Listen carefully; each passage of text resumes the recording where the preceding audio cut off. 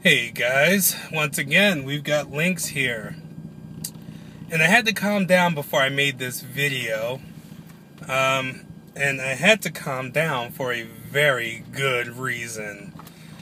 So, to start this off, I play with racism. I find it to be a funny subject, and I find it to be funny because such ignorance can only be laughed at. And it's, I play with stereotypes. I think they're hilarious, yada, yada, yada. That being said, I do not condone nor do I appreciate being the subject of racism. And I'm talking, anything from, the little old white lady who holds her purse ever so closely to her, whenever I walk by, right on down to someone thinking that I'm a thug. Mind you, I don't dress anything like a fucking thug. It's like, my pants fit. I wear boots that are not, Timberlands. And, it's like, I don't look the part. Why would you, even if you're gonna judge a book by its cover, it's like, I don't even look the part. What the fuck? So this gets it to, what just happened to me a few moments ago when I was going to retrieve my car from the garage at my place of business. I guess this woman did not recognize me, and because she didn't recognize me, I must have been up to something. So I walk on over to my car, and as anyone who knows anything about me, my car has a name even, damn it, and it's one of those things that I take great pride in. My car is the only reason why I work the hellish job that I work, because I wanted this car. And, so it's a nice car. It's not, it's not a piece of shit. And as you guys can hear, it's got some serious performance shit going on in there. So it's definitely not a car that you would look at someone who appeared to be broke, you would look at and go, yeah, that's his car, if you wanted to judge by appearances. So I'm walking to my car, got the little clicker in my hand, I don't really fear much, so it's not like I, have to beat my car or anything like that with this thing. So I open it with the key when I'm in the garage, ain't nobody behind me, no one's really gonna fuck with me, I'm a big black guy, I don't have to worry about it. Well, this is where racism does not work in my favor. This lady and the guy who was with her decided to yell out to me as I was walking to my car with key in hand, "Is that your car?" Now at first, I'm used to people, seeing the car and going, "Oh my God, is that your car? That's amazing. That's a great car. That's cool, blah, blah, blah, blah, blah." This wasn't that kind of, "Is that your car?" This was the, "You're getting ready to steal some shit. Is that your car?" So, I look at the lady and I go, "Well, yes it is." And she goes, "Well, I see that car here every day, and I never see you get in or out of it." I'm like, "Well, obviously you're not here when I park it, bitch, because I have the key right here. What are you trying to say?" She goes, "Well, do you work here?" I pull out my ID card. I said, "Not only do I work here, I'm the one in control of your internet access." So I pull out my ID card. I'm like, "Yeah, not only do I work here, but this is my car. What is your problem? What are you trying to say?" "Well, you just don't look like someone who would work here." Well, excuse the fuck out of me. I didn't realize that I needed to be lighter than khaki in order to goddamn hold down a job. A good job at that. I didn't realize that, I needed to somehow, fuck you, dude. You're sitting there honking at me, and we can't move. There's another fucking car in front of me, you idiot. Sorry about that. People around here can't drive for shit.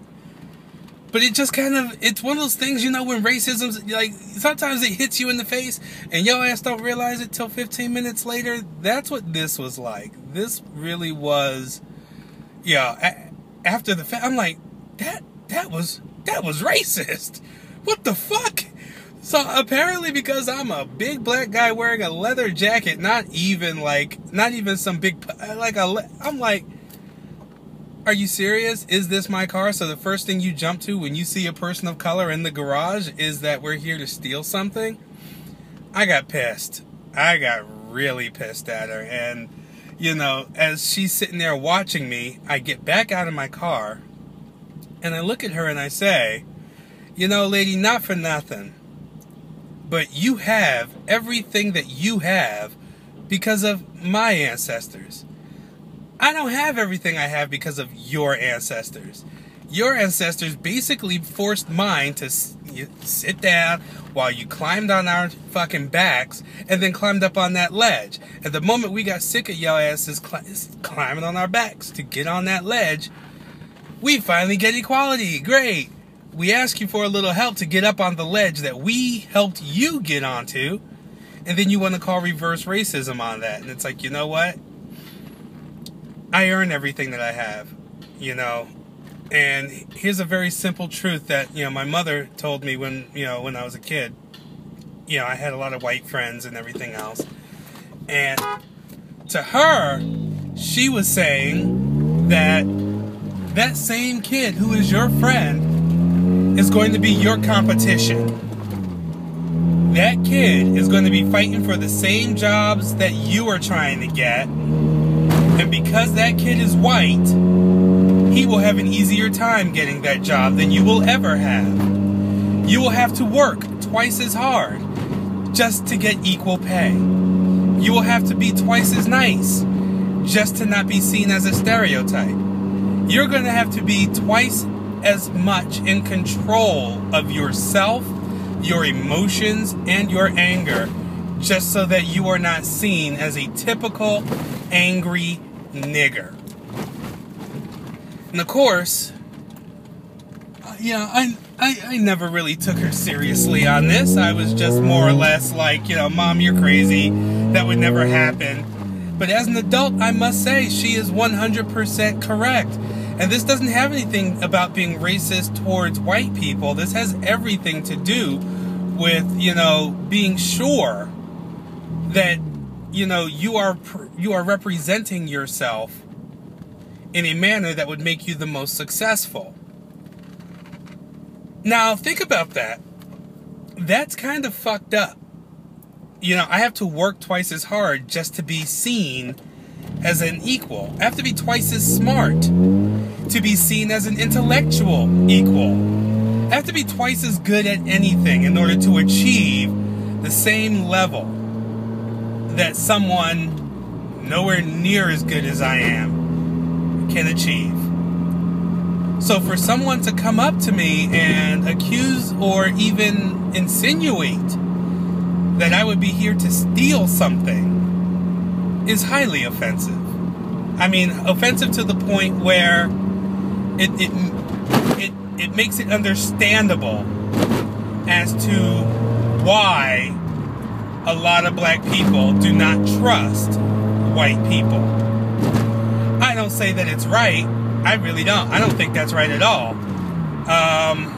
What I do say, though, is that this shit still exists. Not only does it still exist, it still exists in some of the most overt forms in even some of the most liberal places. I mean, I live in Massachusetts. I live in, you know, Boston, Chelsea, and where I live, I'm surrounded by brown people. And this is another example of racism. When I first moved to this state, and I told people where I was going to live, they all said, oh, that's a rough neighborhood. That's a rough town. That's rough. That place is tough. I've been to the ghetto. You know, people telling me that it's the ghetto and everything else. It's not the ghetto at all. In fact, the only thing that even that I could think of that would make people say this is the fact that everyone who lives in my town is darker than khaki. That's it. That's the only thing that would make someone say something like that. I lived in this place, and, well, I haven't been robbed. No one I know has been robbed. No one's car has been stolen. No one's home has been broken into. No one's been beaten up. None of that. So I have a hard time accepting, understanding, and dealing with this type of unfounded racism. While at one point in time the neighborhood may have been rough, that doesn't mean it's rough now. And what people are going on is a racial stereotype. Oh, there's a bunch of Latino people. They must be out to do something. Man, these motherfuckers don't want to fuck with shit. In fact, the ones who are illegally here are the ones you have to worry the least about. They don't want cops around. They don't want to get, pulled in because of a crime. So they all actually behave, and they behave better than the actual citizens here. So we have to, I'm saying all this to say this. We have to take account for ourselves, and we also have to take account for the people around us. But you cannot pass judgment. You can't judge anybody on anything until your own house is clean. You want to clean up somebody else's shit, you clean up your shit first, right? You want to worry about somebody else's soul? No, you need to worry about your own. You can't pass judgment. If you are a religious person, you can't pass judgment because judgment is for the Creator Himself, no one else, because we've all done dirt. We've all sinned. You know what? I tell you one thing, I'm more afraid of a group of white boys walking down the street wearing suits than I am of, Ray think he's going to be a thug or something. Because even if he is a thug and he decides to rob me, all I'm going to lose is what I got on me that day. That's all. You get around here with some of these little Wall Street creeps, they'll rob you of your future. It's kind of ridiculous to have to worry about whether or not I'm going to be seen as a thief because I'm a black guy driving something nice, or because I, have nice things. It's ridiculous. I can tell you that amongst the, these Mexicans and Hondurans and everything else, I mean, we call Chelsea, and I can't say we, they call Chelsea, the Latino people call Chelsea Chel Salvador, because we have so many El Salvadorians here and everything else. And you know what? I haven't experienced not one drop of racism from them. Now, one of my neighbors has a thing where he doesn't like gay people, but guess what? I don't see that shit. He doesn't talk shit to my face. He doesn't. It's like, you know what? As long as he respects me outside of his own home, and I'd never be in his own home, but as long as he respects me out here in public, I'm fine. And that's all I ever ask for, is a little fucking respect. Is that too much? Let me know, racist people. Is it too much to ask? To just have a little bit of respect?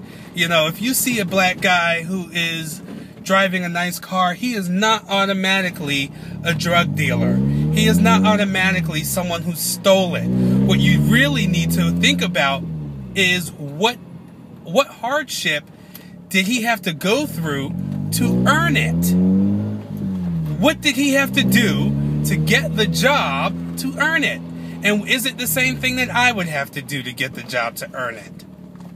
Because if it's not the same thing that you would have to do, because, you have to be honest with yourself, and being honest with yourself, you must realize that black people don't have it easy at all. Regardless of what the media might have you think, regardless of what right-wing politicians might have you think, we don't have it easy. We are not all criminals.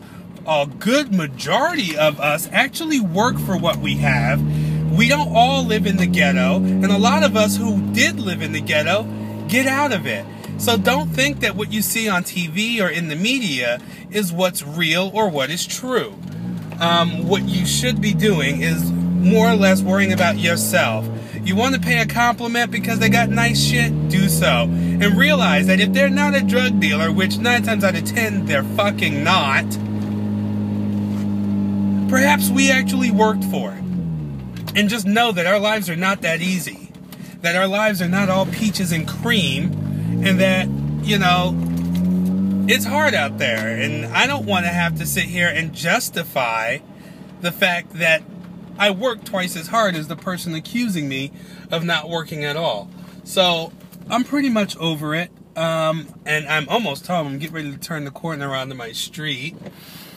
And that's all I got for you guys. I hope everyone is enjoying the morning commute. This is not a morning commute. This is actually me going home. But I hope everyone enjoys the morning commute. Don't forget to check out Male Media Mind. They are at themalemediamind.com. And don't forget to like me on... Don't forget to like me down below. Don't forget to subscribe. Don't forget to enjoy your own lives. Don't forget to be great to each other.